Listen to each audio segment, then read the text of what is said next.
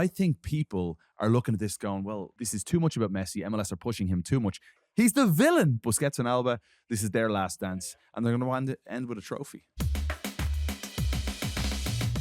Because the MLS Playoffs bracket, it's set, it's finalized. The playoffs are here. You want to know what's going on? We want to tell you what's going on, but we had to bring in a full expert with us. So Kevin Egan is here to talk about that, and that's why it is our top topic. By the way, that is presented by Buchanan's Blended Scotch Whiskey, an official FIFA World Cup 26 supporter. Nos vamos al Mundial with a Bucanita in hand.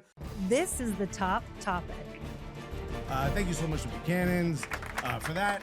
So let's talk about it. MLS playoffs, they're set, they're ready to go. Yes, but beforehand, what ended up happening right before we started recording, Lionel Messi, big news, Fabrizio Romano and the club announced that Lionel Messi signed a new contract. Officially. He didn't even hear we go this. He said official. This is crazy. He is tied to the club until December 2028. Verbal agreement reported last week, now confirmed, as MLS approved all the formal steps. Why would MLS get in the way of this at all, right? This is so exciting. This is, I mean. Is it? Yes, it is. Because I'm watching each and every week. And if you have, I'm watching certain people talk about Messi fatigue. You haven't been following his entire career if you've got Messi fatigue. I would watch each and every Barcelona game. It was appointment viewing. Obviously, he goes to Paris, doesn't have the greatest time. And here in MLS, this year was better than last year. This year, he came within one goal contribution, so a goal or assist of the all-time record by that season by Carlos Vela, where he had 49 in 2019. He was out of this world. Again, you would have a catalogue of incredible golazos for Messi just from this season alone. And I'm now intrigued to see the turnover with the roster and see how Messi has influence potentially over what plays out and who comes in. Because how many of his friends can we get on the squad? You know well, Neymar has been linked. Is that the right move? I'm not sure it is. You know, I don't know what the status of Luis Suarez is, but Busquets and Alba, this is their last dance, and they're going to end with a trophy. Yeah, as far as you mentioned Messi fatigue, and why one of the reasons I love you is that you are able to bring the opposite of fatigue to almost any situation, right? So as a analyst and announcer, and you've sort of done it all, but you're also like a hype man for MLS and your cast that you're sort of carrying with you to bring this energy. But are there any new ways to talk about Messi to make it still feel new? Yes, he's the villain. He's the villain because isn't that wild? Isn't that what? That's only the here. Thing. I know. Yeah. Everybody wanted him, and then all of a sudden he's performing and he's doing well. Oh, and by the way, here's the one thing that people are seeing now that maybe they didn't see before. He's a competitive beast, right? He's going to the reporter, Michele Giannoni, standing there, and I talked to Michele about it, and he's not expecting Messi at all. The PR guy from Miami doesn't know what's going to happen, and Messi walks over and goes, "Go." Because he wants to say something, and this was after a 3-0 home loss against Orlando when they didn't show up. Right. So now we're to Michele for being professional, because in that moment I'd be like, first question with Lionel Messi, will you sign every piece of clothing I'm owning? Tops off. Socks coming off. No, he was ready to go and he did a great job. But for me, that's what people are seeing now. I saw Michele in the airport right before that. So I think maybe I was the good luck. There you go. So now you got a waft, Messi. He's got a beautiful smell. But I'm buzzing because he's producing, he's pushing the team. They haven't made it all the way yet to win MLS Cup. And that was the greatest upset in MLS history last year when Atlanta United, a 9th seed that had 10% chance of making it to the playoffs on decision day, they go and upset Miami. So there's been adversity. They didn't make the playoffs when he first arrived. Last year didn't go their way. And I think people are looking at this going, well, like this is too much about Messi. MLS are pushing him too much. It's Lionel Messi. Yeah, well, the same happened in La Liga. I was working for beIN Sports. I'd go to the Clásicos every year, and it was Messi and Ronaldo. And we'd be pushing stories about Rayo Vallecano and other teams. But like at the end of the day, Messi and Ronaldo sell. And it's the same here. Lionel Messi's producing like we expected he would, but at 38 years of age, it's still wow for me. Yeah. The fact that he's able to do what he's doing and signing a new 3-year deal at 38, I have every belief and confidence that he's going to continue to produce these numbers if the right team is around him. Sure. Like we saw at Argentina in the World Cup. If the right team is around him, we'll continue to be wowed by this guy. And I'm intrigued to see what moves are made now in the offseason. My big fear with this is that, and it's simply the way MLS is structured, is Lionel Messi probably carries so much of the budget that it's hard to place players around him that will be of his ilk or even close to his ilk, right? So you can get some of the best guys in MLS. You can get some of his friends that maybe are a little bit past it, but still capable of playing. Is it possible that we can see by the end of this 3-year contract, Lionel Messi on a team that is not just Lionel Messi carrying that whole team? And I mean, he's always going to be the best player on the team, but it's not him having to do extraordinary things in order for them to get to. I think you're going to see youth around him. Like Baltazar Rodriguez looks like a really good signing. Silvetti looks like a good signing. He's his way with the Argentine U20s. You're going to see youth. You're going to see players that he wants to play with. Obviously, that fit the style under Javier Mascherano. And you say that, but like DPs are DPs, right? So they hit the cap, and then you can pay whatever you want beyond that for Lionel Messi. So if it's 20 million or whatever it is that the Miami ownership are going to pay him, go for it. Good for you. Like, I love to see investment. You want to see ambitious owners in this league. And now it's about building around him and figuring out what's next, because Rodrigo de Paul, it looks like you would think will sign on after this year, after this loan period. And then who's going to play around him? Who's going to take the place of Busquets and Alba? Center backs. They need, Yes. they need defenders. 5 at the back. None of you go forward. No wing backs. I mean, here. it's. I think if Messi can impact the league to the degree where there's investment in that level of investment in defenders, in like, I mean, how many center back DPs have we even had in the league? I mean, NYCFC had Thiago Martins, Miles Robinson. Miles Robinson is, Walker Zimmerman. Mistakes. Walker. Okay, so there are many. I always think they're mistakes. So spend your money in the middle. I disagree, man. I disagree. You think they're mistakes, but then look at what Miami looks like sometimes. You can get comparable Look at what without spending. It depends what the identity of the team is. Like St. Louis have splashed the cash on Roman Berkey. Home run signing. Like, well worth it. Miles Robinson now needs to produce as a DP. The hardest part, I think, with a DP is when your player is already there for years and all of a sudden it's like, hey, DP, but you've already had him. Yeah. So now you give him that DP slot and he's got to deliver now too. Yeah. All right. So what we should do now here, can I just say the good news is? Go for it. He's going to get to play in the new stadium. Yeah. So that is, I mean, that is exactly. We expected it for next year, but for him to play there for another 2 years after that, I think it's going to be a big impact. Can I also say, just on the the villain front, the fact that they have been not the most likable team to the masses, right? People want to nearly see Miami lose because of the amount of superstars that they've brought in and the way they're competitive beasts on the field, the way they'll go for every single inch and stretch the dark arts maybe and all that sort of stuff that we see from Miami. But now you see what you're doing, bro. Son Heung-min come in, and Thomas Muller. They've been the baby faces. If you want to talk WWE terminology, Messi has been the heel to a lot of people, and they're looking for Miami's downfall. Right. Whereas Son Heung-min has come in, and he's like the most friendly, lovable guy in the world. Thomas Muller, in a different way, has been unbelievably likable, and look what he's done to Vancouver. So, in every great story, you need great characters, and I think that's what we have right now. 3-year deal, though, is surprising at this age, but I absolutely love it. Do you know what I'd love even more? If you hit that like button. Okay. I couldn't agree more. All right, so let's do our MLS playoff preview. We saw you were working late last night for the 2 wildcard matches. They were a bit of the Chicago-Orlando a surprise, I think, for a lot of Orlando fans. That was I don't even the last awful 2 months, one win since the League's Cup for Orlando. And that was on shocking. The tough thing, the Eastern Conference has been so tight that the fact that even Orlando was in 9th place and just a couple points out of a home playoff game. Do you want to know something crazy? Orlando in 2025, more points than Orlando in 2024. Last year, Orlando finished in the top 4. Yeah, unreal. They finished 9th this year. That's to show you how hard it is to get in the top position. Well, the East, I think the terrible teams were god-awful. Yeah. And the best teams were better than the West. Yeah. So it's funny how these things change. Yeah. At least Atlanta United avoided the wooden spoon. Decision there. That much. Okay. DC, Matt Doyle was here the other day. We went through all of that. Okay. Playoff preview. And then the other game, Portland beat RSL in a very entertaining match. Okay, but let's move on to Neville in the playoffs. So we're gonna give a couple predictions for all the first round matchups, and we'll just go through these pretty quickly. So first up, Inter Miami against Nashville SC. You want to go first, Alexis? Yeah, I think it's Inter Miami probably has a few more games. I don't think they win MLS Cup, but I feel like they've got a couple of wins in them in the playoffs, so I think they're going to be able to. I'll go next. I'll save you for last. Inter Miami, I think, gets through this pretty easily, and I think because they are a familiar foe, they played each other in big games quite a bit. I love BJ Callahan. Me too. Sure, I was just going to go there. You say easily. No, not with BJ. You think it goes to 3? Yeah, I think it'll go to 3. I think with BJ Callahan, he's incredibly astute. He'll figure it out how to make things a lot more difficult than they did in the second half. Nashville on decision day against Miami could have been 4-0 up at halftime. They were all over them.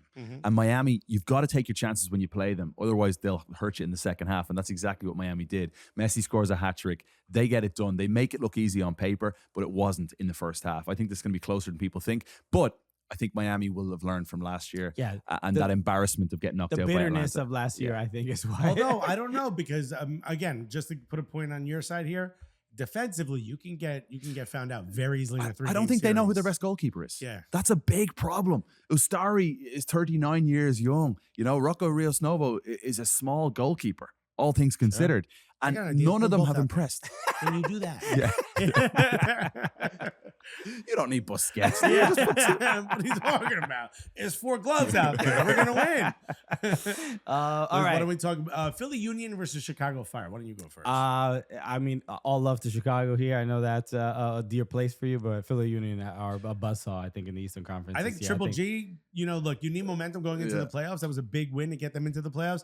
But Philly Union, how could you discount the Supporter Shield winner? Because 2 out of the last 14 Supporter Shield winners have failed to win MLS Cup. Yeah. The stats will show In you the that the first round? Supporter Shield winner last year, Miami, set the record for the Supporter Yeah. Shield. 74 points were dumped out by Atlanta. If there's going to be like one of those series you want to watch just for sheer entertainment, I'm picking this one. Okay. Because it's going to be high octane. Yeah. It's going to be in your face football. It's going to be, Philly saying, welcome to Chester. Bring it on. That like city of brotherly love. Like we're just going to beat you to a pulp. And Chicago, I think, will be up for that. They'll be up for the fight right now. They've got a mix of talent from afar and young homegrown players. Like Chris Brady was at the game as a fan in Section 8 the last time Chicago played in a playoff game in 2017. Was it 9 years ago? 8 years ago, years 2017. Yeah, Brian Gutierrez, a fan as well. Berhalter produced something special last night from this group. They were very, very good. Yeah. And I think Chicago have the weapons to trouble Philly, especially in Philly, where Chicago have the most away wins they've ever had in a season this year. So if there's one upset alert here, Okay. I'm thinking Chicago might do it. Wow. All right. Kevin We hates will keep it. Maribo. Everybody get that on paper. We'll get next up, Vancouver Whitecaps against FC Dallas. Come on. This isn't even a question. Kevin, you can go first. Go for it. So the weird and curious thing about this one is Dallas went and beat them on decision day. That's right. All right, at BC Red Place. card that was controversial. Laporta was sent off after 10 minutes. And Dallas were without Musa and Farrington, right? They're deadly duo, the big, tall strikers that they have that have been playing so well together. But it worked really well because they played 2 pacey strikers that just kept getting in behind a depleted team. Those 2 big lads will be back. So it'll change the way Dallas plays. But Vancouver are welcoming back Ryan Gold, Brian White's close, Veselinovic, Blackman. All these guys are coming back. I think Vancouver take it in 2. And I think Vancouver are a great show for MLS Cup. Yeah, Vancouver have been a sneaky good team, even when they're playing The bad. way they play. Yeah, they're fun to watch. This is it. For me, FC Dallas, congratulations. You made it into the playoffs. Take that home with you.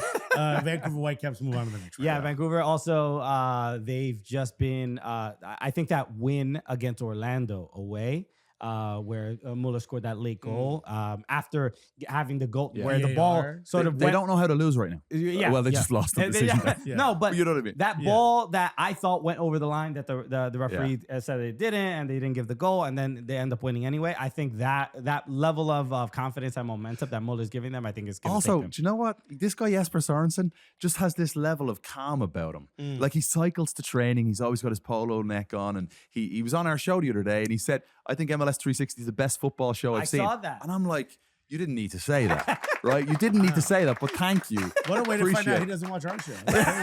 Out there. Crazy.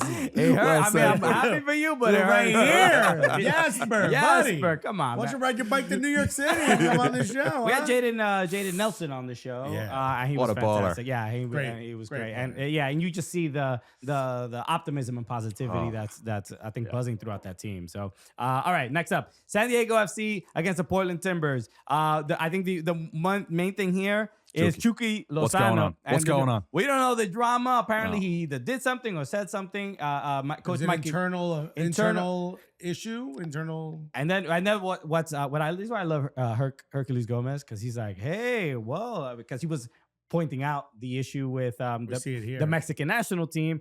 And he says, according to reports, Chucky is in doubt for the MLS postseason due to behavioral issues. Does anyone remember why he stopped getting called into the Mexican national team a few years ago? The dot is very important here. Also, that's well played by Herc. You know, you got to make people think. Yeah. It's not in full ellipsis. Yeah. It's 2 dots. You're missing a dot there, buddy. Yeah. He's just like, hey, I'm just bringing it up. Herc I is don't slacking know. off. Those dots are eyes. You guys know what I'm talking about?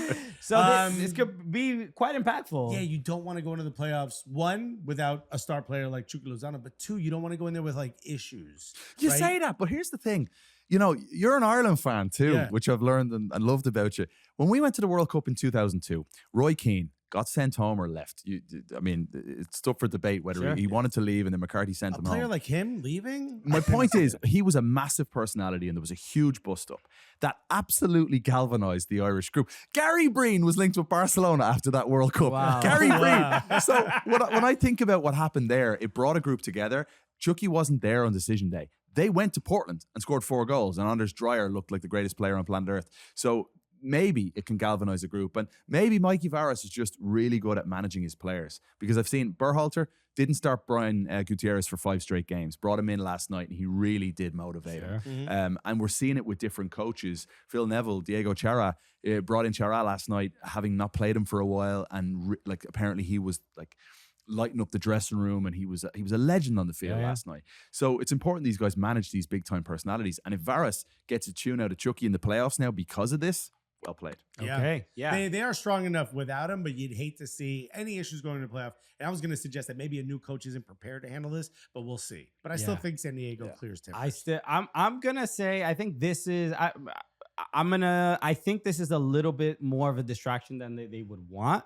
And I think they'd be fine without Chucky Lozano, but I think the Timbers could cause a little bit of an upset here. So, I disagree. Okay, that is fair. I disagree. Moore is a good player. All right. FC Cincinnati versus Columbus Crew. The hell is real playoff series? Juicy, isn't it? Juicy. So to get much this going on here. in a best of 3, like we haven't had this before. The Eastern Conference Final, remember in 23, Cincinnati were winning. Lucho Acosta was sensational, and then Columbus came back to win the game at TQL Stadium and then to go on and win MLS Cup.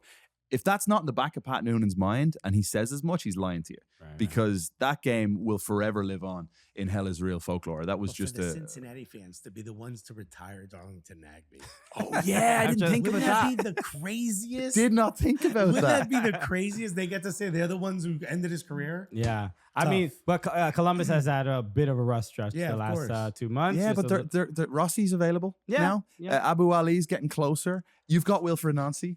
You've got Nagbe's ready to step up. This is way closer than people think. And Cincinnati, while they've been in a good run of form of late, there's a lot of times this season where I found myself not trusting them to get over the line and get the job done, especially for some mad reason at TQL Stadium. Okay, yeah. If you have Wilfred Nancy, you're never out.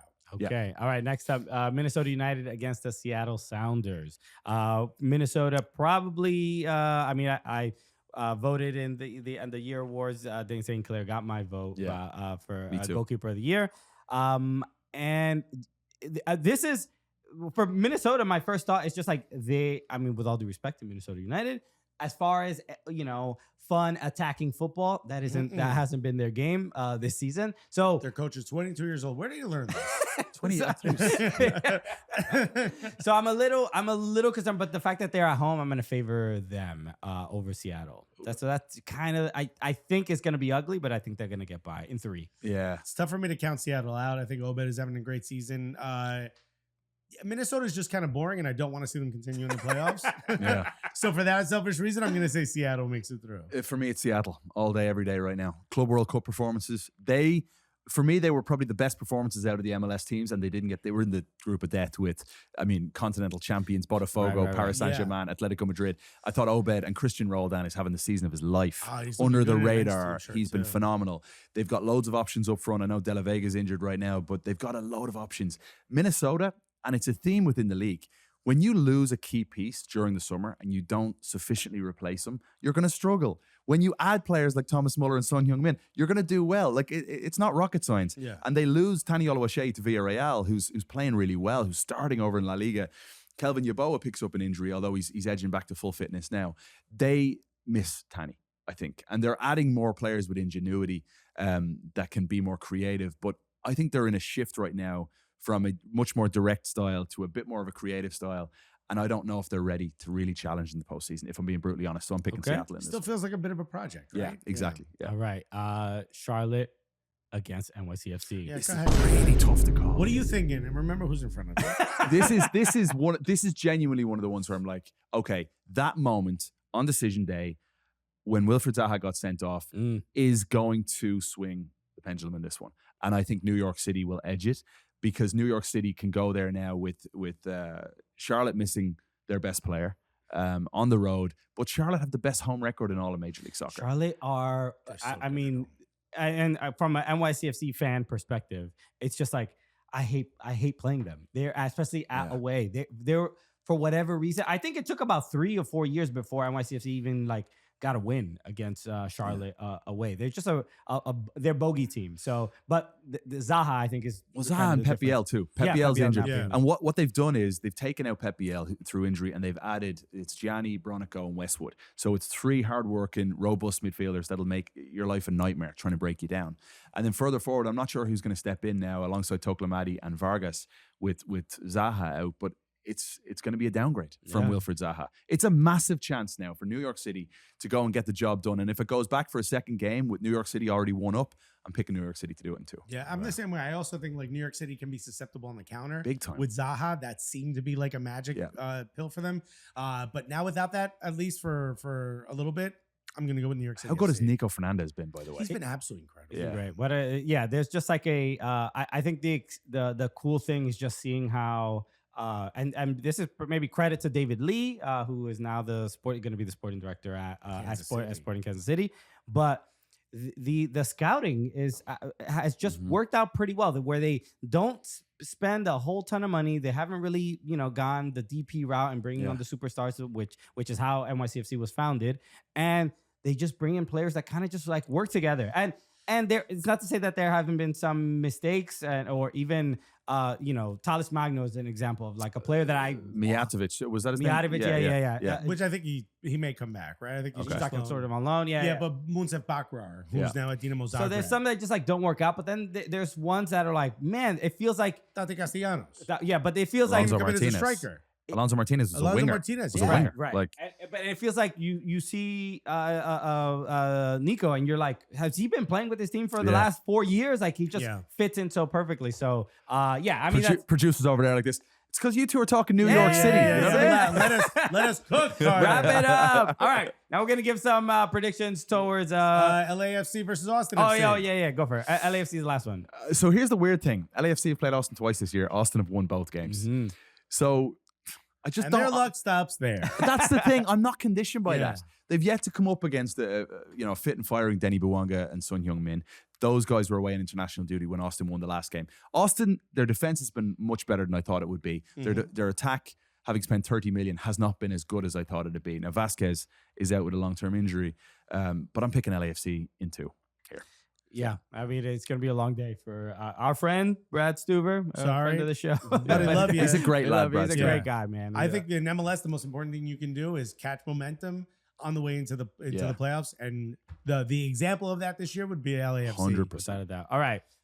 Western Conference winner. Alexis, who do you got? LAFC. I just glazed them enough. I'll do it a little more. I think heung-min Son is one of those signings that when you think about what's a signing that can be impactful on and off the pitch, gets people to buy tickets, gets people talking, gets people outside the country even buzzing about it, but also makes your team so much better that you almost have to rethink how you're going to defend against them. Heung-min Son is exactly that. Where is he? How is he not the perfect signing?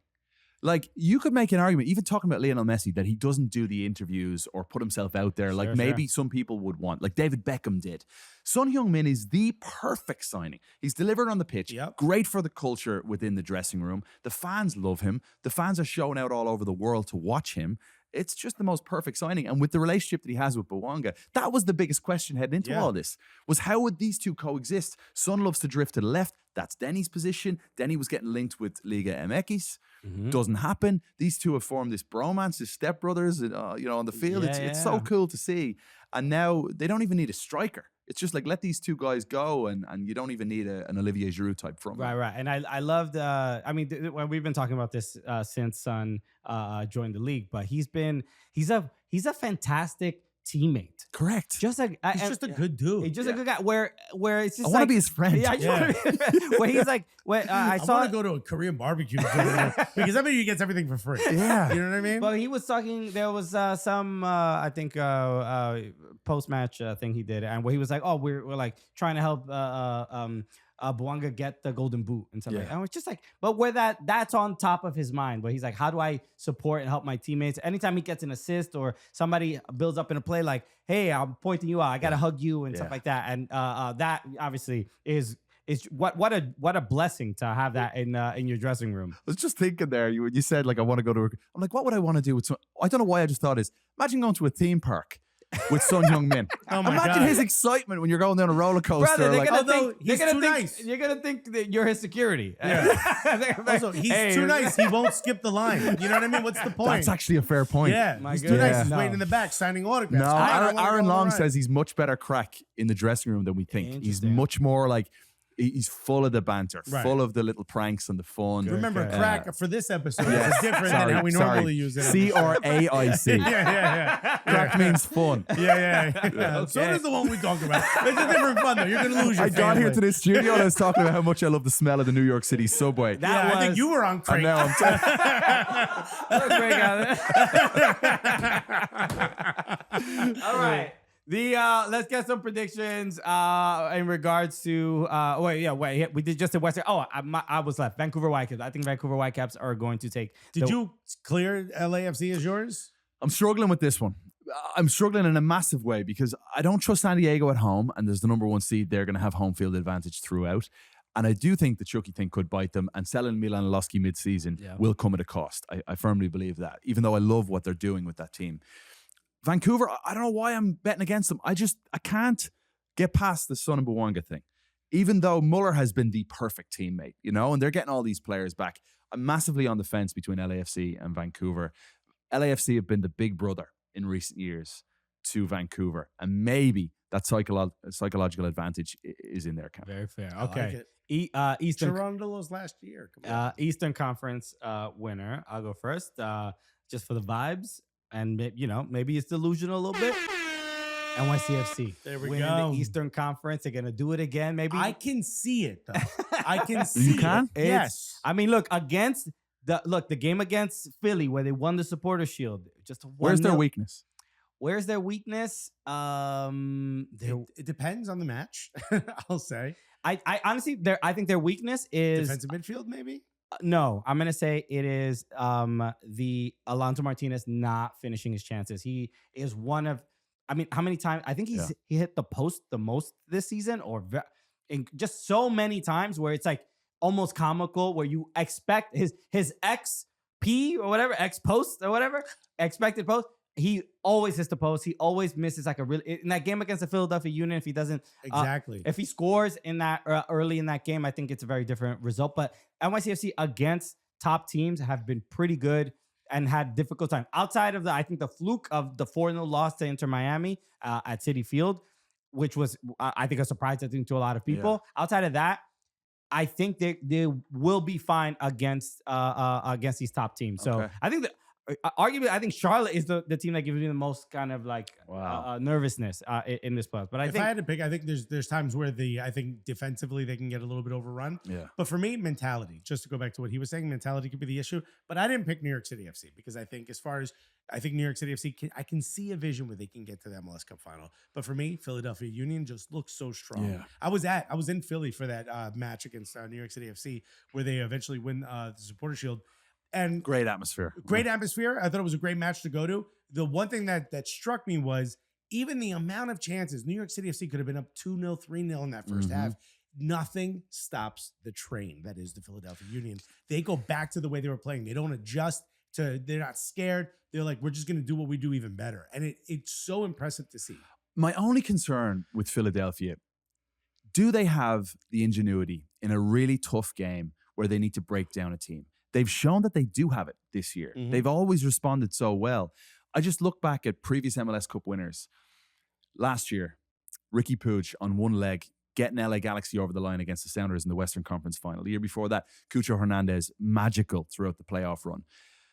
Gareth Bale in 2022 in the big moment? Do they have that superstar, that ingenuity that's often needed in games? Because the team is the star. And while that's a wonderful thing, the playoffs are different than the regular season. Yep. Yeah, that's fair. I mean, Is it Baribo? Is it Ure? I think they'll slip up. Just because I think we saw Bradley Carnell with St. Louis in the playoffs, and They got that's knocked out by Sporting Kansas City. Yeah. They Totally want us different. to keep doubting them. The Philly fans are like, keep this going, Cooligans. Yeah. Keep telling us we're going to lose. I just said they're going to win. So it's Christian and Kevin. All right, Philly. Who do you think is going to win on the East? I think at this moment in time, given that second half performance against Nashville and given the way they exited last year, it's hard to not pick Miami. Yeah. It's hard. How much is the league paying you to say that? They're not. They're not. That's the thing. Do you know what though? And I could see Can we so get a many cut of teams. that? Chicago just went there and scored 5 goals. Yeah. You know, they've got a goalkeeper problem. Like, I could honestly see a scenario where Miami go to Philadelphia in a one-off game and get battered by Philadelphia. Right. So that's the crazy thing. I just think there's going to be such a push for Messi internally to end Busquets and Alba's career lifting MLS Cup and lifting a trophy the story together. would be lovely, and if the team was built in a way that was a little bit more like responsible, like I think they get through the first round. These single game eliminations, I know. It's just mistakes are the difference. I'm not saying this with confidence, by the way. And defensive mistakes. Inter Miami are the king of mistakes, and then can Messi patch those mistakes with goals? How many times he's going to do that? 3 games in a row. That's where I'm Also, a little bit. Rodrigo de Paul has not been that good since he's arrived. Like, he was great at the very beginning, and then he's gone off the boil a little bit. I think this team needs Yannick Bright in the 11 for a little bit of extra security and let them, the magic man do his thing further forward. But they need to solidify that defense. All right. Dark horse. Who do we think could win the whole thing of a team that's unexpected? You might not expect. And again, I said I see I'll the give vision. you a true dark horse if you want one. Who you got? Chicago. You know what? After watching that performance last night and seeing Greg Berhalter's confidence before the game, he joined us on Countdown on Apple TV, and there was a little bit of a swagger about him. There was a confidence about him. They've got an unbelievable owner in Joe Mansueto. They've got the stadium on the way in downtown, a state-of-the-art, maybe one of the best training facilities in all of Major League Soccer. There's a special movement about this club right now, and slowly but surely, they're winning back a fan base that existed from the very beginning. And when I was commentating and doing games there from 2013 through 15, the fan base were phenomenal, and they're slowly but surely coming back. And I honestly think in Bridgeview, Illinois, they may have a slight advantage over the big, huge stadium that is Soldier Field. And I think that's where they'll be based in round 1 for their home game, I think. So we'll see. I mean, it's not an easy task, but Chicago have the tools in Zinkernagel, Gutierrez, Kuipers, and Bamba to cause an upset against Philly. Sure. Yeah. Kuipers is great. If he wins Golden Boot winner in Belgium. Especially given how difficult this Eastern Conference has been for them. Just the last 8 years missing the playoffs and stuff. The fact that they made it and they played that well in the wild card, I think says a lot. They've got to stop giving gifts away, though. Defensively, they give away far too many gifts. Like, just play sensibly. There's no need to be this beautiful team playing out of the back at certain moments when Philadelphia are breathing down your neck. Just lump it. You know? Okay. My dark horse, I have FC Cincinnati, which is dark not horse. a crazy. They finished second in Wow, the East. how brave of you, Oh, Christian. wow, what a warrior you are. Wow, how far down the table did you look to find this team? But I don't think What a visionary. the expectations are that high for them to win the whole thing. Because I think I feel Christian's dark horse in the stock market? Apple. Look out for it. Look out, everybody. Have you heard of this Evander guy? got a good feeling about it. I don't think many people are picking them for MLS Cup. But I think it's a possibility. Can I just remind you, by the way, Sure. before we started this show, the guys looked at me and said, "Oh, you need to give us a dark horse." And I said, "What about Vancouver?" And they said, "That's not a dark horse." Well, they actually finished second in the West. And he's gone and picked second in the East. What a coward. They've been fantastic. Okay, all right.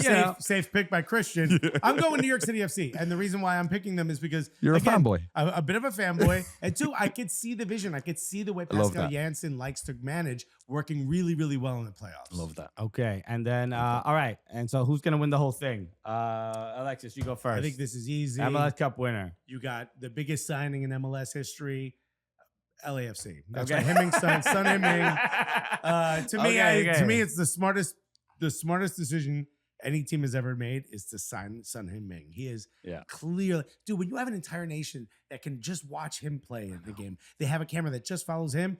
This is a smart pick. Dude, And even he's when- a great teammate. whenever- and I knew he'd be able to play centrally. We had this argument on the show. Whenever- and I said he's going to be so good centrally, you're going to be shocked. Whenever we talk about Son, our YouTube comments are in Korean. So it's Yeah. like, hey, we're getting I found out how to say "shut up, fat guy" in Korean. Nice. Korean, yeah. Don't tell me that, please. Please. Just see me eating It was that so- apple fritter before Actually, we came on Christian. air. It was Christian typing it, which I'm like, where did he learn that? We've been getting a lot of tweets and stuff, and people, coming into us from Korea, like supporting them on watching MLS 360, watching the shows. It's been wonderful to see.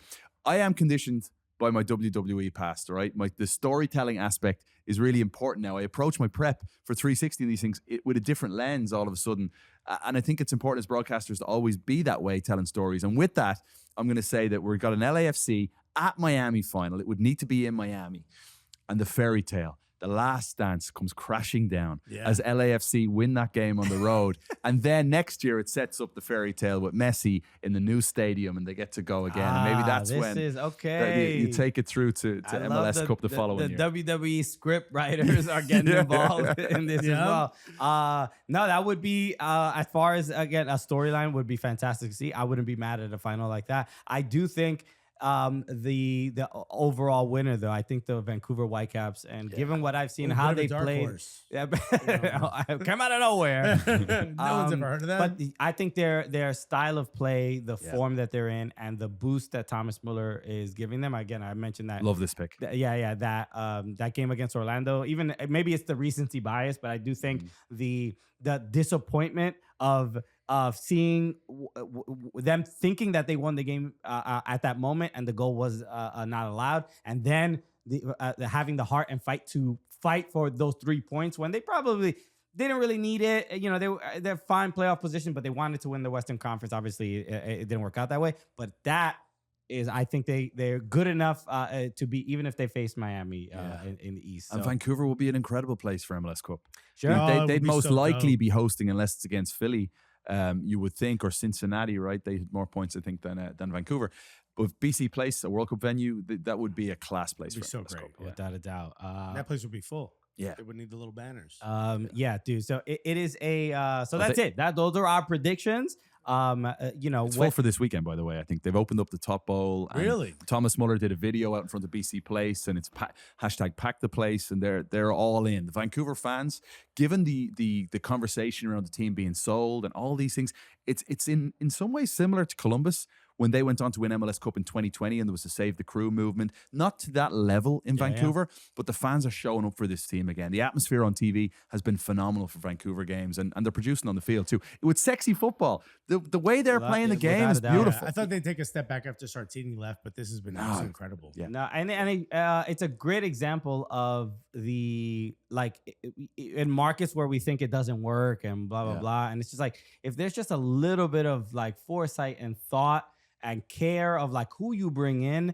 Because, I mean, we were talking about it before Thomas Muller joined Vancouver. We're like, I mean, he's not going to, like, he'll be good, like he'll play, 100%. But he's not going to do, and it's just been the complete, we were 1,000% wrong. The guy's like doing all the promo videos. He's funny. He jokes around, but more than anything, he's like the least German of all time, though. That's why he's got the joke. He is inspiring his teammates. And when we had Jaden Nelson on the show, he was just like, he just brings a new level to everybody on the team. And I can't necessarily imagine that Thomas Muller's like in people's faces screaming at them. Oh, I'd say he is. You think so? Yeah. I take him as more like, I show by example. Like, look how good I am. Like, you should be this good as well. I see him as someone arm around your shoulder, but that's after yelling at you. And he did an interview last week, and he was talking about how Sebastian Berhalter, he goes, he's too safe in the, and you could tell they've got this great relationship and this little bromance to go golfing together and stuff. They do interviews together, but you can tell he's like, he needs to be more of a killer.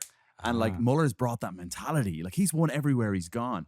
Can you imagine if he takes the Vancouver Whitecaps to MLS Cup? Dude, it'd be huge.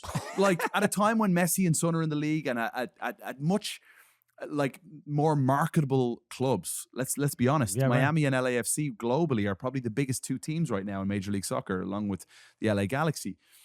And if he takes Vancouver, like, he announced his signing on LinkedIn. I know. How Thomas Muller is that? That's so Thomas Muller. Actually, I'm just thinking about LAFC versus Vancouver Whitecaps would be a wonderful incredible. football. And that would be the semifinal, I think. Oh, yeah. All right. Wonderful. Okay, Kevin Egan. Thank you so much for joining Guys, us as always. thank you. Always Thank crush it. You know, are you staying in New York or in Connecticut? Up in Connecticut. Okay. Ah, Yeah. boo. I've got it's. You know what? It's such a comfortable life. We play pickleball. Shout out Pickleball America guys. We myself and Antonella Gonzalez, Sasha Klesch, and Dax McCarty, and then we've got our restaurants we go to. We know all the people there now. I Sure. love getting to know. I love when you get to know the hotel staff, when you get to know all the local chefs and waiters in a place. It makes it such a magical experience. Kevin's in the kitchen talking to the No, but the bus boys. What are you guys doing? What are you soap? No, but we all know each other's movements at this point. Yeah. It's like, I got to go around and say hello to Dan.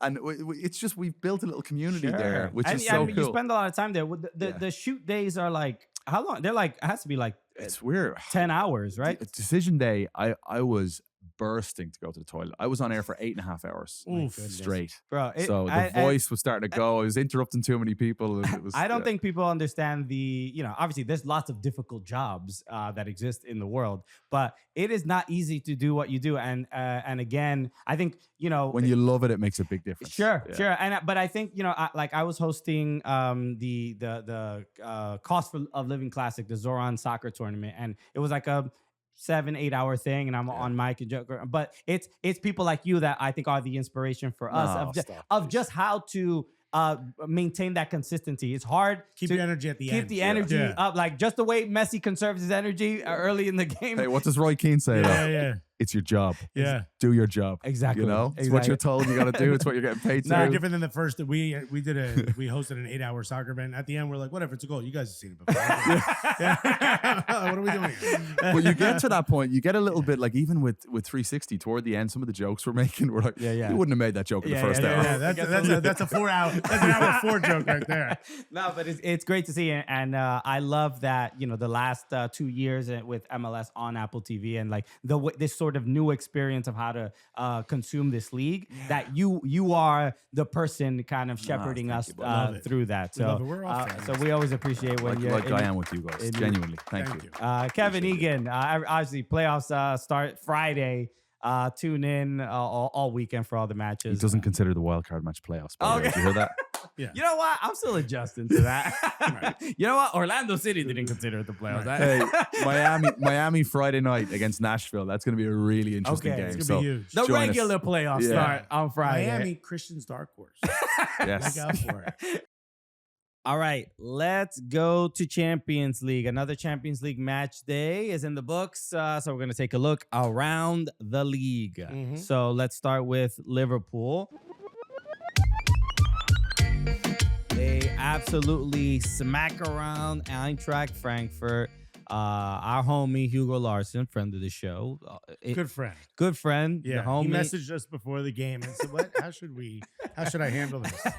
And we said, "Ball out. It's about time." But no, they get smacked 5-1, but they scored first. So I'm thinking the Liverpool downfall is Right. continuing. We're seeing it. They already lost 4 in a row. Number 5 is on its way. And Right, but Arne Slot is making adjustments, which he didn't have to. He spent a whole year going, "Hey, I put this bad boy in gear, and we're going straight, cruise control." we sign whoever we want. We That's spend all the great. we're bringing in players from Bundesliga. What are we good at? The attack. What if we sign even more players in attack? I was surprised when they give up the first goal. I'm thinking, that obviously it's going to be a long day for Liverpool, but they turn things around very, very quickly. The first thing, their formation, they went with a 4-4-2. Right. Mohamed Salah did not start in the game. He seems to be pretty upset about it. I don't know if you heard. According to his Twitter bio, He don't even play there no more, bro. I don't even, it's his relationship status is complicated, bro. I can't. I mean, we'll get to Mohamed Salah in a second. But when I first saw the lineup and saw Ekatika and Isak on the same lineup playing together, which I think they have already this season, but even in this game, I'm like, this doesn't feel like the Liverpool I'm used to, right? Especially the last couple of years, we're used to the 3 at the front. In the past it was Firmino, Salah, and Sane, and in the recent history it's Luis Diaz, who was obviously Diogo Jota, RIP, and and Salah, and The ponytail. Ponytail. Darwin Nunez. That's the name we couldn't remember. El Cardi, Uruguayo. hold on. You can't say Nunez. You ain't British. Wait, did he say Nunez? Our producer saying Where you're surrounded by Latinos. that's not allowed. I understand if they were British. If we had a Wow. British producer, I'd be like, all right, it's they don't ever want to learn how to say our names Their correct. tongue can't They do can it. say they can say every Polish name with 35 consonants Bro. perfectly fine, but the Enya, no, Or they refuse. 2 L's. God forbid you hit them with a. There's no yes sound.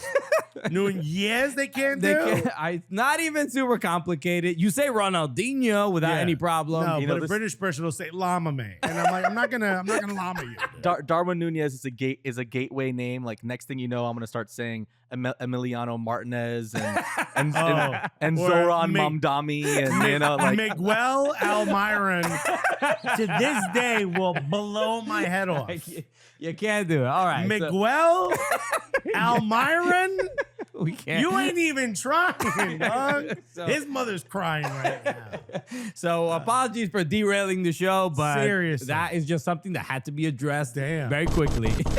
Damn, I didn't even hear it. Man. Thank you for calling it out. Anyway, so I was surprised to see that formation, but this is what I'll say, the positives. I'm not that surprised. Go back to previous successful years. Obviously, it has nothing to do with this team. But remember when they had Luis Suarez kind of floating behind Sturridge? You Sure. can play with 2 strikers. 2 strikers is a Were great way they to switch it winning up. Premier League titles Huh? with the under got the? so close.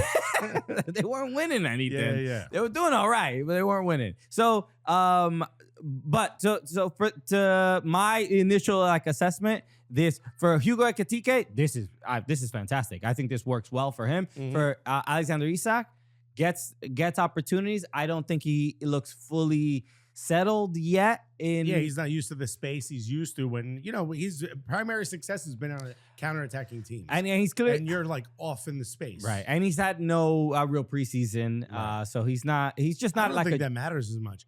Because you've done this before. We already kind of know. You just have to sort of blend with the team. The difference is now all of a sudden there's adjustment. I don't know if you heard last week, Arne Slot said, "Oh, well, with Arsenal, you prepare for one team, and then they show up with different players because they're so deep now, Mhm. almost as if, well, it's not our fault. We prepare for the other team." Sure. And honestly, I think he kind of played I think he showed his cards a little bit because that's exactly what he does here. But this is short lived.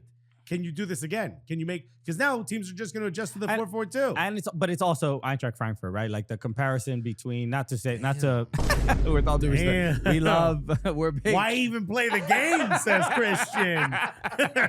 Wow. We're big. I didn't know this was a charity match.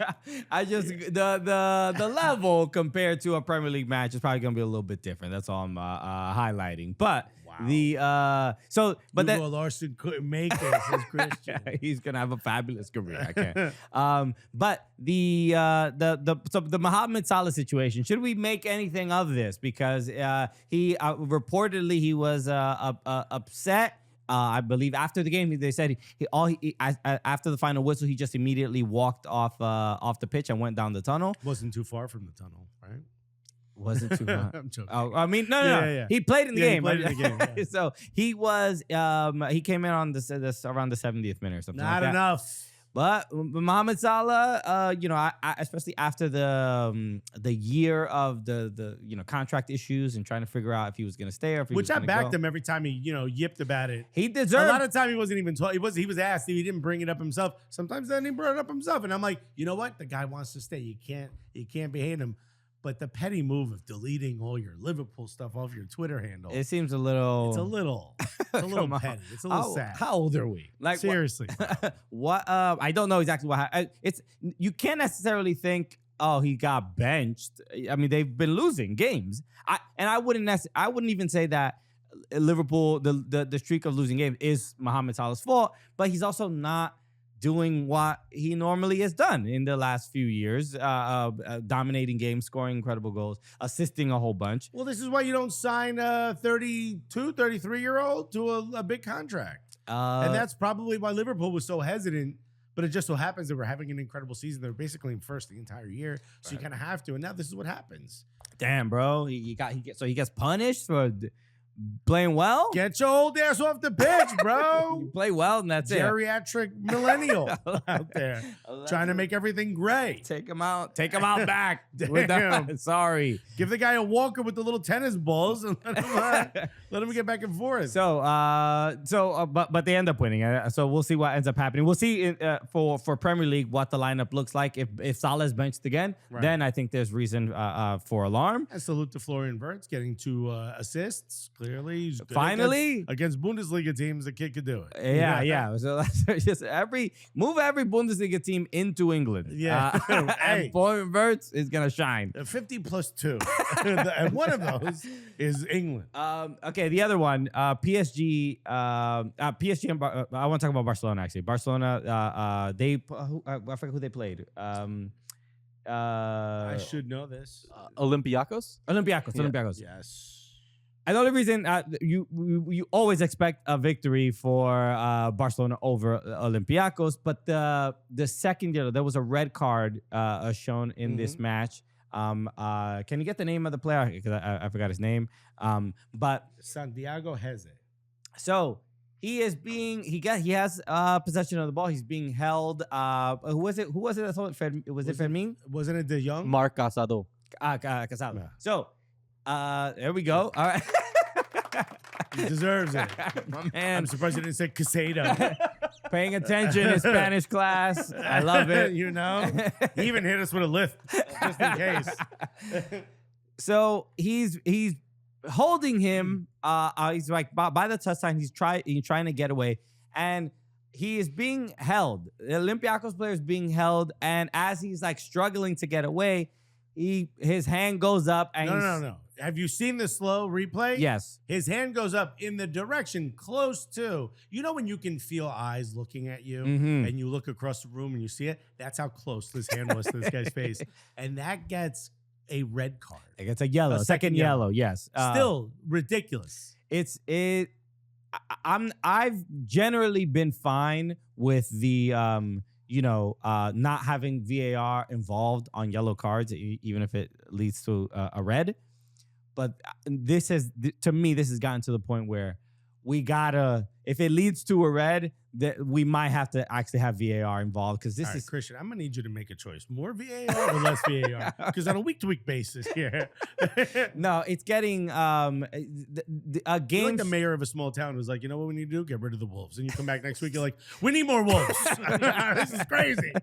But it's a situation where the game in itself, the entertainment value of the game, is disrupted by a call like this. When was the red given? It was early in the 57th. Oh, and the game is disrupted by this. This is not I can understand, like, on sometimes things are subjective or whatever, but like the guy has a yellow, and this sort of happened in the game, the RSL Portland game, in the wildcard game, where I forgot the player, but the RSL player picks up a yellow for doing the Declan Rice, kicking the ball away, whatever. Gets a yellow immediately. Early in the game, he's like frustrated. I don't like that you were calling it the Declan Rice, but yes. Yeah. I get the point you're trying to make.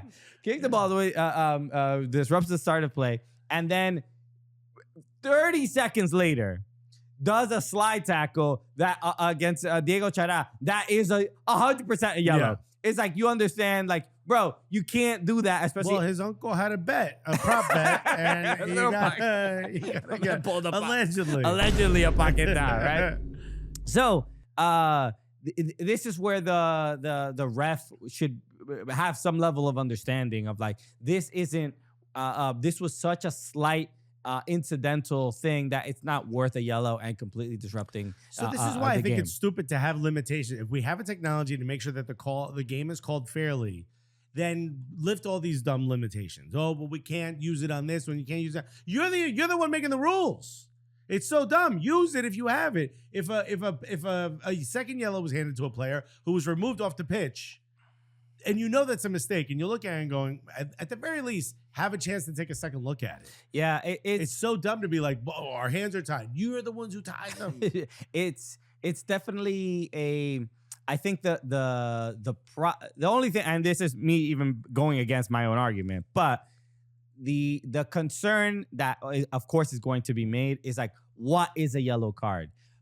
What is a yellow card versus what is a red card there's a Grand Canyon of a difference of like, how do you Sure. describe that, right? Then we have to have the conversation of like, do you consider second yellows a bit of a higher hill to climb? Yeah. Right? Mhm, So in order yeah. to be given a second yellow in a match, Champions League match, you can't take in the context. But for me, the context is there. You have this team, Olympiacos, who's clearly going up one of the biggest giants, playing well. At the time, I believe it's 0-0 when this happens. It's tough for me to say that deserves a second yellow when you already know how difficult of a situation they're in. Yeah. So for me, yes, you as a ref, you can't take that context. But for me, looking at it, it's like, this feels like unjust. Yeah, without a doubt. And the player sent off. He's like, he's not even necessarily arguing at or screaming at the ref like in anger. He's It's- disappointed. He's disappointed. It's like, Yeah. bro, you're ruining this game. Yeah. This could have been a good game, and Right. you are ruining it for everybody. And it's the idea that the ref doesn't have some of that context of like that the refs are the arbiters of like, yo, is this gonna be fun or not? Yeah. Like you got because they could call the game. They call every foul. Are you they suggesting we bring in a vibes official? Who's like, The vibes, whoa, do we need that yellow right now? The vibes, though. There's a vibe meter. Vibe meter. He has a backwards hat and a Yeah. vest. He's mad cool. He's doing this with the vibe meter, showing everyone we're doing great out there, boys. Keep it up. Fifth official, bro. So, PSG also won their game. There was a red card, I believe, issued in that. Two red cards in that game. Let's talk. PSG was 7-2 is a crazy scoreline, by the way. Yeah, Napoli also had there was a red. They got a red card and lost 6-1 or 6-2, something like that. Which is just for an Antonio Conte team. That's like, okay, I'm not used to seeing that. Just to get scored on. Yeah. All right. Speaking of. Let's talk about Arsenal. They played against Atletico Madrid, and this, I think, leading Diego up. Simeone looked shook. Yeah, Shook. my TikTok was showing like Arsenal fans like how worried they were about this game or just how difficult it was gonna be. They called Diego Simeone. They say he plays haram ball. Yeah.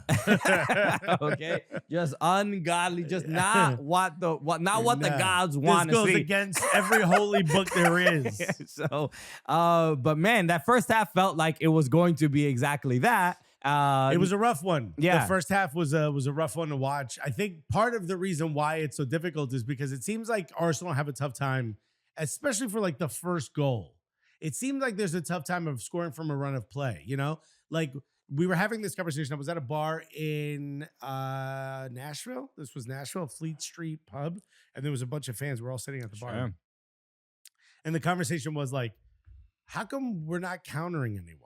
You know, how come Arsenal aren't countering? Oh, that's not the way Mikel Arteta plays. And you can see it when Mikel Arteta gets the ball. When Arsenal gets the ball, Mikel Arteta's tactic is like everyone goes together. We all go together as a unit. Everybody hold hands like little kids crossing the street in New York. You know what I mean? Everyone holds hands. When you have a player like Martinelli, who clearly, again, was not playing at his best until he scores the goal, he was sort of having those moments where he would get in front of a defender and the defender would constantly take the ball away from him. If you have that speed, why not hug the halfway line, be the release? You know what I mean? Boom, throw the ball into space. That's also good for Gyökeres. Maybe you score off that. That's not what they want to do. They want to do it as a team. So I'm sitting here thinking this is going to be a 0-0 or a 1-1 at the end of this match. And then everything completely changes in the second half, except how defensively stout Arsenal are. Mhm. They just have not given up a goal. They haven't given up a goal since they drew 1-1. Yeah, I saw some stat that Arteta's during in the Champions League, Newcastle, by the way. Newcastle in September. They haven't- was the last time they given up a goal. they haven't given up a goal at home in the entire group stage or the league phase the of league phase of Champions League, which is fairly impressive. I mean, it's only 4 games from last season, something Still. like that. It's still pretty impressive. I mean, defensively they are incredible, and it's to me. But then Gyökeres, he threw the hip at it, the hip thrust. He threw the dick at it. He Bro, threw the dick at he it. scored with shaft, and there's not many players you could say his shaft's XG is, I think, the top. Right? He said, "Let me throw the head at it." That's bro. right. Expected girth. But is this even going to make air?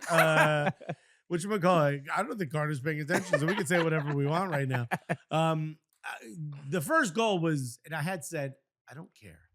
I don't care how Gyökeres scores. I don't care how sloppy it is. He just needs to score. And then that's exactly the first goal he scores was sort of, he's not even looking at the goal. The ball's stuck at his feet. He shoots, it deflects. Whatever. Get off the. They all count the same, bro. Whatever, yo. He went 9 goals for club and country, 9 games for club and country without scoring a goal.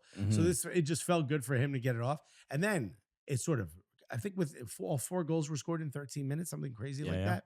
It's those moments where all of a sudden, and it's how deep this team is as well. You could bring in players. Somebody tweeted out that the way Mikel Arteta is inspiring Leandro Trossard and Martinelli is by angering them both, using their rage against them. So you scored? Well, now you're benched the next match. Let's see how you're going to feel. And then they each come in as you a don't sub. Impress me. They come in as a sub like, well, I'll show you. And now this is how he's getting the best out of them.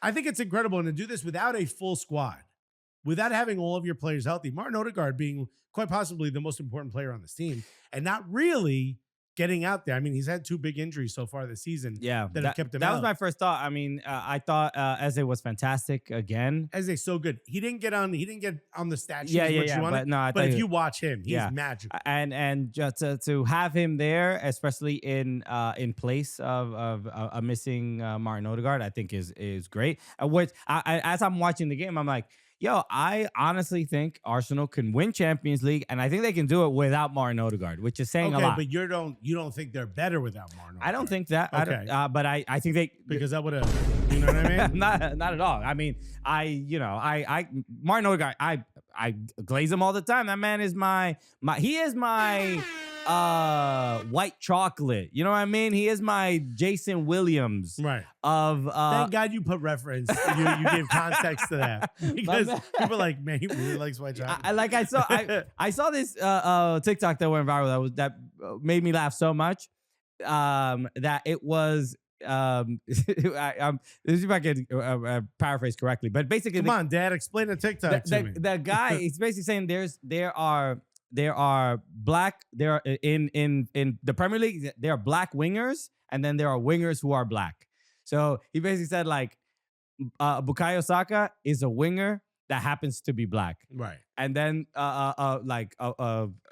would be another example. Like then there's black wingers, more stylish players. Right. Like Jeremy Doku is a black winger, versus Bukayo Saka, who is a winger that happens to be black. So so for me, it's like Martin Odegaard is a white player that happens to be black. You know what I mean? Like a white midfielder that happens to be black. No, he's a black midfielder that happens to be white. Yeah. You know what I mean? So that my man has too much swag, too much sauce, and again, nobody dips the shoulder better than Martin Odegaard. His feints is crazy. His feints are crazy. But I will say, if they could find a way, and I don't know that they need to because they're so deep that it feels like there's 3 11s that Mikel Arteta plays with. Yeah. But if they could find a way for Eze and Odegaard to get that chemistry completely in sync, they'll be unstoppable because Zubimendi and Rice behind them, Odegaard and Eze in front of them would be huge. I still think Eze, I would love for him to just play on the left, especially with Noni not here. That means Martinelli's on the bench, which is my favorite. But it feels like Martinelli and Leandro Trossard are sharing that spot. So it looks like Eze needs to fight for that midfield spot. There's not that many available. And to Arteta's credit, I don't think anybody, especially this season, has shown a new level or been pushed further to improve than Gabriel Martinelli. Martinelli, he is a different guy. I know you don't want to praise him that much because we saw it again in the first half. But still, bro, until he scores, there's a new level of intent and just intentionality. There's more bite to his game. I loved it. The last 3 years that has not really been there. It hasn't been there at all. I would have sold him to Saudi for $78 million.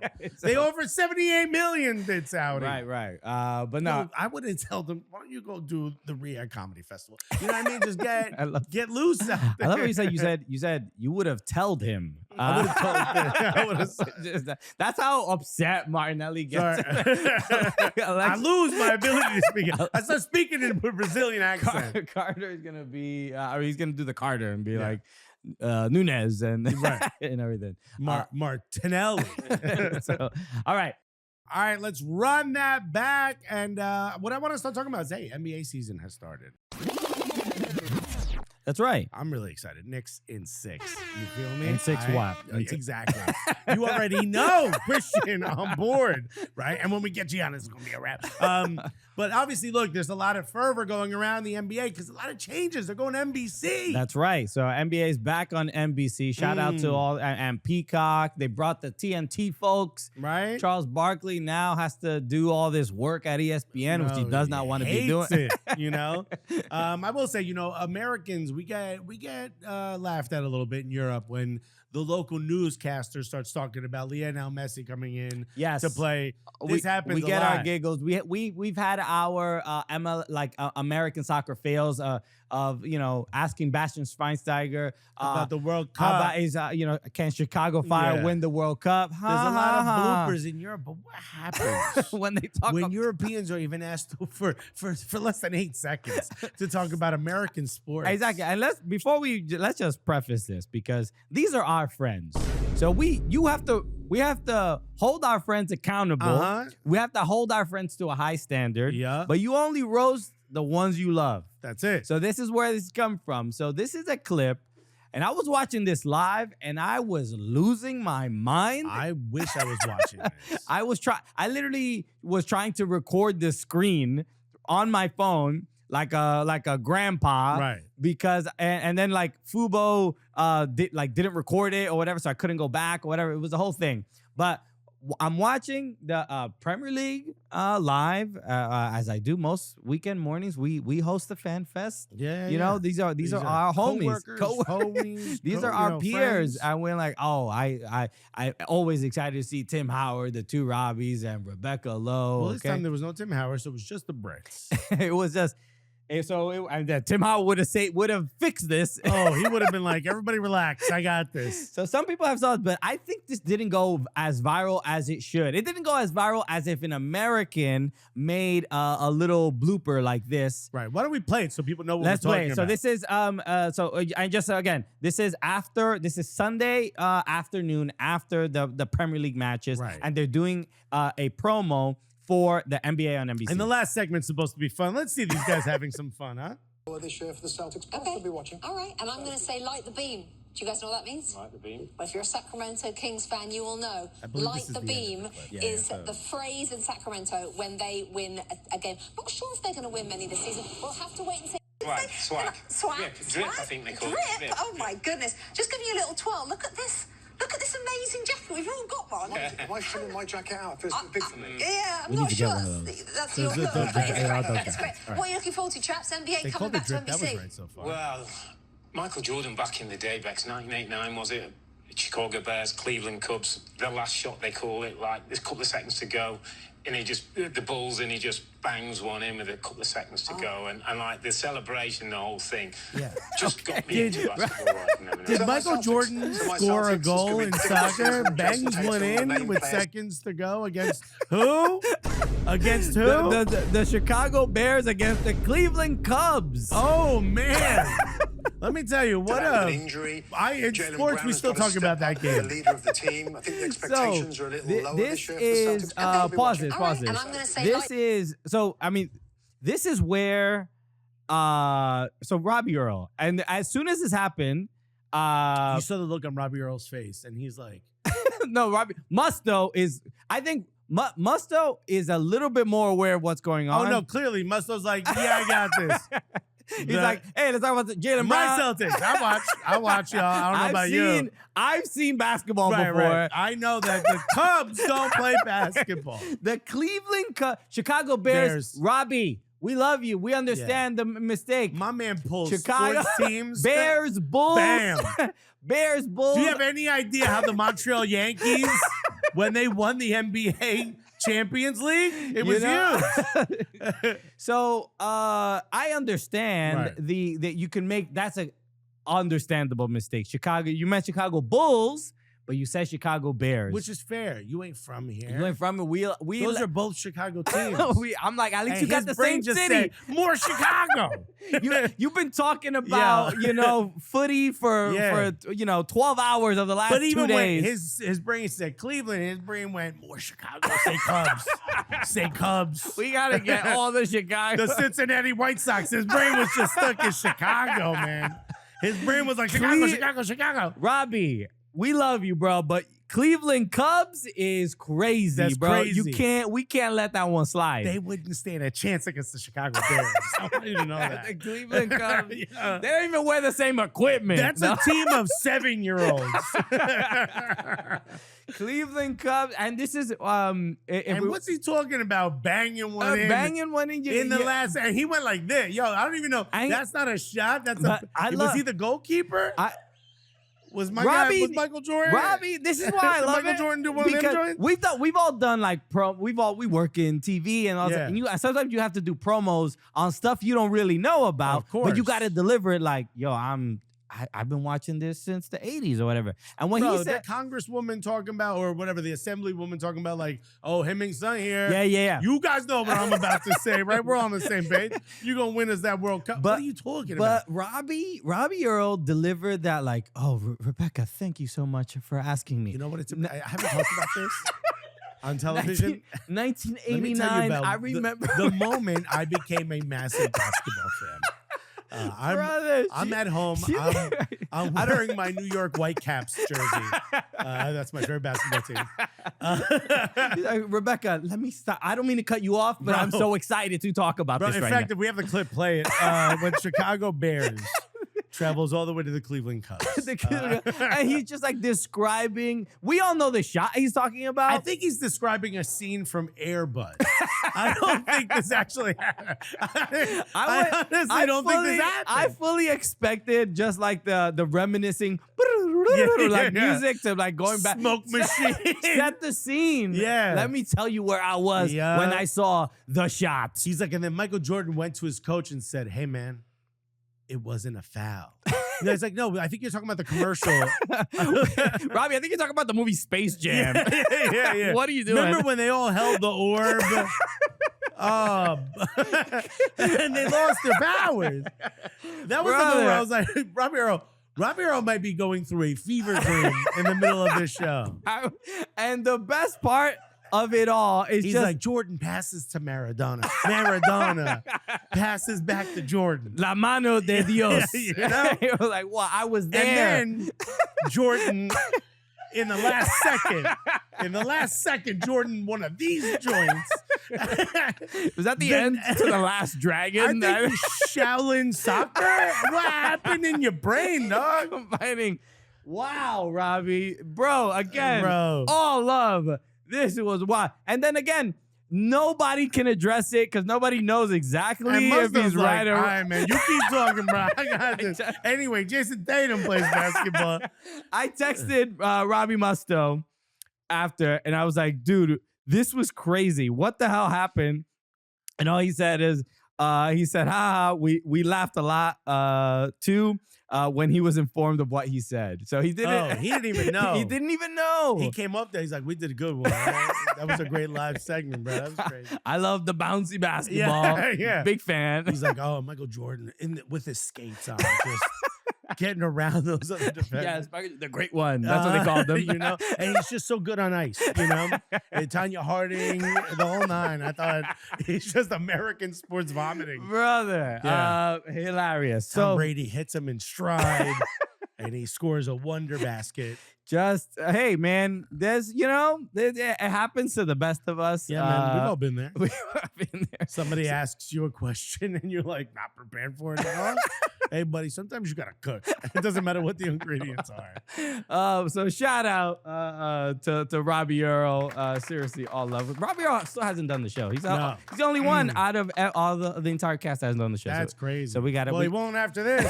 We got to sort that out. We got to get him a Cleveland Cubs. We got to really get him Cleveland Cubs merch. It would be great. Yeah. His favorite team. All right, let's wrap it up there. Thank you, everybody, for tuning in. We always appreciate it. Shout out to to Kevin Egan as well for joining us and talking all MLS and getting ready for these MLS playoffs and and catching up on the wild card and all that. Make sure you follow us everywhere at Soccer Cooligans on our socials. You can hit like, subscribe on YouTube, all the other stuff. Anything else I missed, Alexis? Nah, man. Thank you so much for listening. And what do you always say? We love you, right? No, that's Alexis doesn't remember who. If he's sorry. I was just you know remembering when Michael Jordan, rocketed into space.